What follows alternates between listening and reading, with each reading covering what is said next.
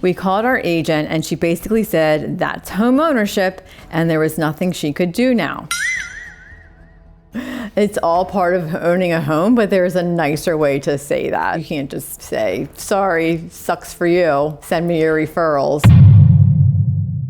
Welcome to the Fitze Is Right, where I tell you real stories about real estate deals and all the things buyers, sellers, and even agents should know about before it's too late. So this episode is going to be a little bit different. I had someone send me in a horror story for when they bought their house, and so I'm going to read it and we're going to kind of dive into it and see what we could have done to make it better. So it says, "Hi Jen, I love the podcast. I have to share what happened to us because I still can't believe it. My husband and I were first-time buyers last year. We found our dream home, a 3-bedroom colonial in a nice neighborhood listed at $385. Our agent told us to offer $15,000 over asking to be competitive, so we did. We offered $400,000 and they accepted it." Okay, so initially $15K over asking. What's your thoughts so far? I hope that there were multiple offers and they didn't just say, hey, bid higher. So, our home inspection came back and the inspector flagged some issues with the roof.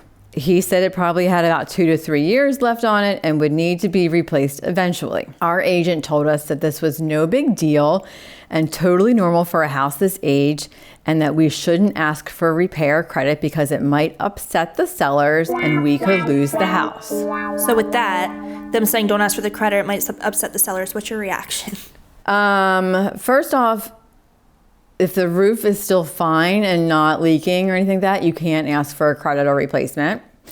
And secondly, it doesn't matter about the seller's feelings. Like if the roof needed to go, it needs to go, and that's something that needs to be bluntly told to them. We're not caring about their feelings. I'm caring about you getting into a house that is safe and secure for you. We trusted her and didn't ask for anything. We closed on the sale. 4 months later, the first big rainstorm hits and water is pouring through our bedroom ceiling. We call a roofer and he tells us the roof is shot. Not 2 to 3 years left. It needed to be replaced immediately. There were multiple layers of shingles that had been roofed over instead of torn off, and the repair estimate came back at $22,000. What's going through your mind right now? Well, so when you do multiple layers of roofing, instead of taking the initial shingles off and replacing some plywood and putting a whole new roof on, it drops the age that a roof can be. It lasts maybe 15 years versus 20 to 25 years. So they should have known that it had multiple roofs before they even bought it.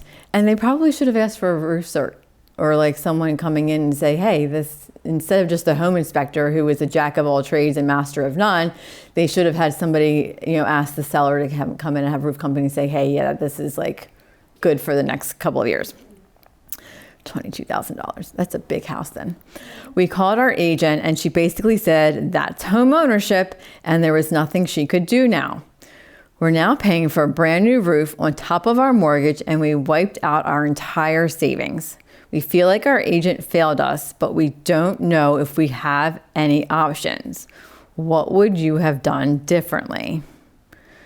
So we feel like our agent failed us, but we don't know if we have any options. There really aren't any options at this point except to pay for the new roof and put a new roof on and realize that you're not going to use that realtor again because she just wasn't advising you in your best interest of what to do. Like, we're not worried about what the seller and what the seller thinks. We want, as a buyer's agent, we want you to be able to get a house that is going to be, and especially if you're first-time home buyers, you don't have any money.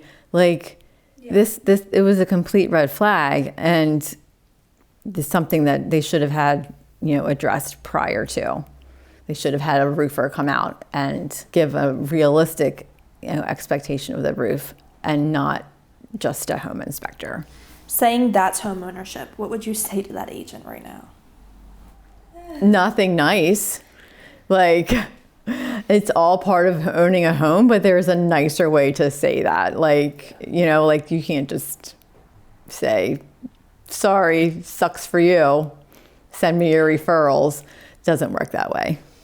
Yeah, I would totally, there was not nice words if someone said that's home ownership to me.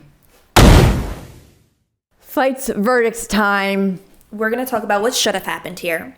So the agent telling them not to negotiate on the roof, was that like laziness or inexperience or just the way it is? I think it was a combination of the agent didn't want to fight and inexperience, like not knowing that they could have asked for a roof cert or have somebody else come out to look at it. They just didn't want to deal with it. They just wanted a smooth, easy deal for $15,000 more, which meant more commission for them.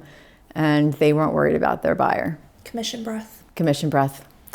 Bad disease.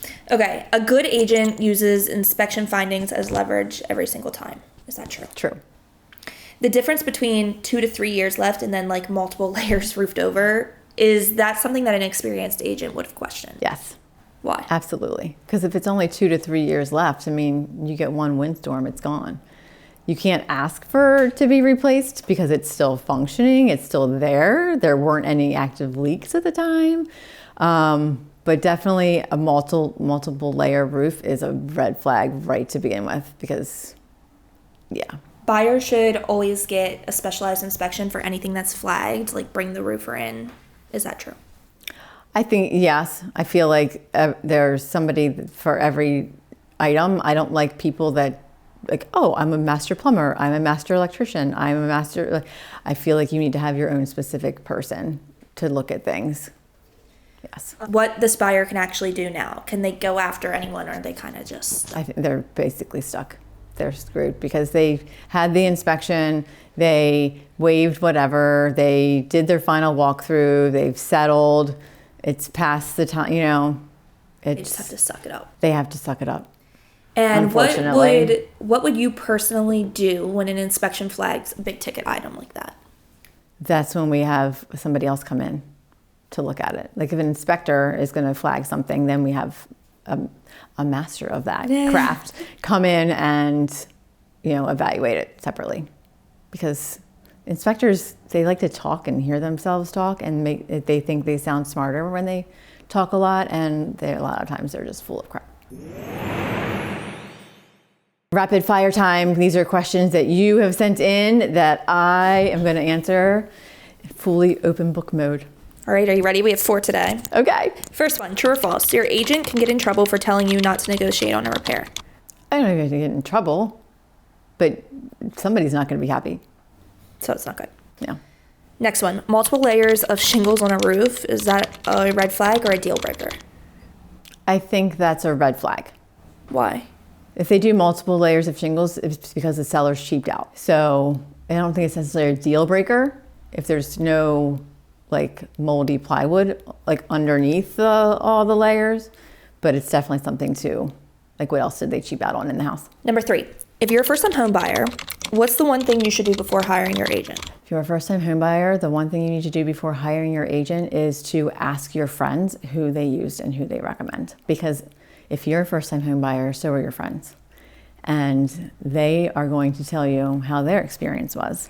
So you'll have a similar experience. And last one today, what's the most expensive mistake you've seen a buyer make? What's the most expensive mistake I've seen a buyer make? And I guess that would just be waiving inspections. These damn inspections. These damn inspections. They make or break a deal.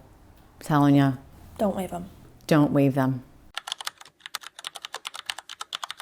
Thanks for tuning in. Next episode, I'm actually going to sit down with one of my buyers and we're going to talk about her entire home buying experience since she was a first-time home buyer. And you'll get to hear firsthand what it's like to work with me.